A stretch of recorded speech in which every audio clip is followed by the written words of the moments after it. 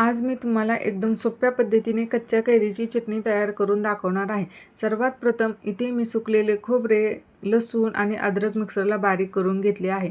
आता यामध्ये मी 3 सुक्या मिरच्या आणि 2 हिरवी मिरची घालून घेतली आहे। इथे मी 3 छोट्या आकाराच्या कैऱ्या स्वच्छ धुवून कट करून मिक्सरमध्ये घालून घेतले आहेत आणि वरून भरपूर अशी कोथिंबीर घेतली आहे।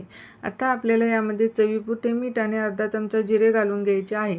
तुम्हाला जर साखर घालायची असेल तर जरूर या स्टेजला तुम्ही साखर वापरू शकता।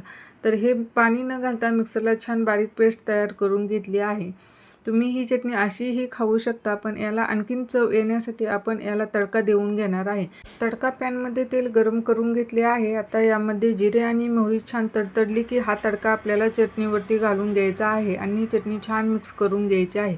उन्हाळ्याचे दिवस चालू आहेत, अशा वेळी जेवण कमी जाते, तर तुम्ही ही चटणी जरूर ट्राय करा आणि कशी झाली ती कमेंटमध्ये सांगायला विसरू नका। धन्यवाद।